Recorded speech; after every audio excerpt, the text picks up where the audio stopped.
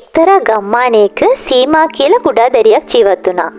පුංචි කාලේ ඉඳලම එයාගේ හැසිරීම, කතාබහ ධනාත්මක වුණේ නැහැ.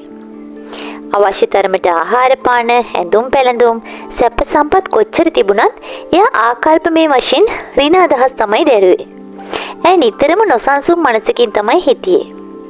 මොන වැඩක් කරන්නට ගියත් ඇයට දැනුනේ වැරදිකාරී හැඟීමක්. මේ විදිහට ඇයට අඳුරු සිතක් ඇති වුණේ ඇයි?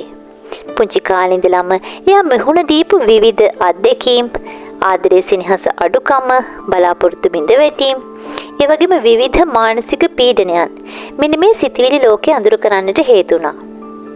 මේ අඳුරු හිත ඇයට හැමදාම කීවේ ඔයාට කරන්න බෑ. ඔයාගේ ජීවිතේ කිසිම වටිනාකමක් නැහැ.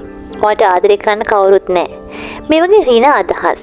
නමුත් හැම අඳුරු වලාවකම රිදී රේඛාවක් තියෙනවා කියලා අපි අහලා තියෙනවනේ. ඉතින් ඇයගේ ජීවිතේත් ආලෝකය ලැබෙන්නට පටන් ගත්ත දවසක් තිබුණා. එක්තරා දවසක ඇගේ පැරණි මිතුරියක් ඇයට මුණ ගැහෙනවා. ඒ තමයි සඳුනි. සඳුනි මුණ ගැහිලා අහනවා ඔයා තවම මේ තත්වේද කියලා. එතකොට මේ සීමා උත්තර දෙනවා මට හිතෙන් බේරෙන්න බැහැ සඳුනි. මගේ හිතම මට විරුද්ධයි. මම මොනව කරන්නද කියලා මට තේරෙන්නේ නැහැ කියලා. සඳුනියාට මෙහෙම කියනවා. සීමා, ඔයාගේ හිතයි ජීවිතයයි දෙකම ඔයාට අයිතියි. ඔයාට ඒවා අලුතින් ගොඩනගන්න පුළුවන්. සීමා අලුත් විදිහට හිතන්න පටන් ගන්නවා. අඳුරු සිතිවිලි ආපු හැම වෙලාවකම ඒවට විරුද්ධව කතා කරන්න පුරුදු වෙනවා. අඳුරු සිතත් එක්ක නිතරම වාද කරන්න පටන් ගන්නවා. එක දවසක් සීමාගේ හිතේ ආයෙත් සංසුන්කම නැති වෙන්න ගත්තා. ඇයට ඒක වළක්වන්න උවමනා වුණා.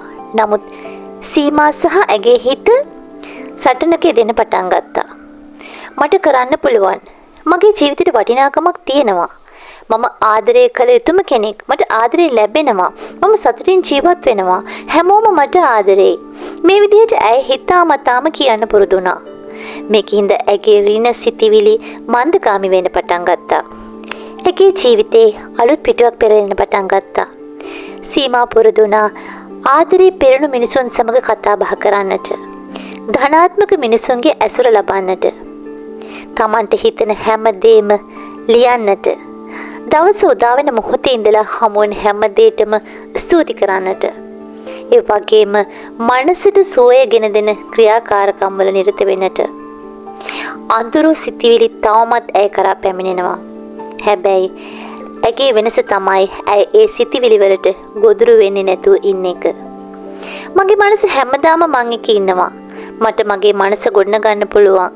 ඇය හැමදාම විශ්වාස කරන්න ගත්තා. මේ කතාවෙන් ඔබට මට ගන්න යමක් තියෙනවා. හැම දවසකම එක විදිහට සතුටු සිතිවිලි අපේ හිතේ ඇති වෙන්නේ නැහැ. අඳුරු සිතිවිලි, ඍණාත්මක අදහස් අපි කාටත් පැමිණෙන්නට ඉඩකඩ තියෙනවා. නමුත් අපි ඒකට පිළිතුරු දෙන්නේ කොහොමද? අපි අපෙම තීරණය කරගත්තොත් අපිට පුළුවන් ඒ ඍණ සිතිවිලි වලට, අඳුරු සිතිවිලි වලට එරෙහිව හිතාමතාම ක්‍රියා කරන්නට, හිතාමතාම ධන සිතිවිලි ඇති කරගන්නට. අපි හැමෝටම අවසානයේ අපේම මනසේ ආලෝකය හොයාගන්නට පුළුවන් වෙන්නේ එන්න එතකොටයි.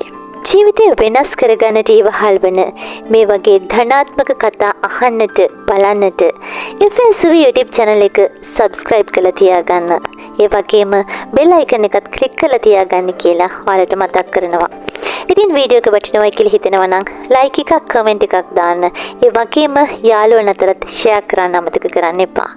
ආයෙත් දවසක මේ වගේ වටිනා කියන වීඩියෝ එකකින් ඔයාලව හම්බ වෙන්න එනකන් ගිහින් එන්නම්. හැමෝටම සුබ දවසක්.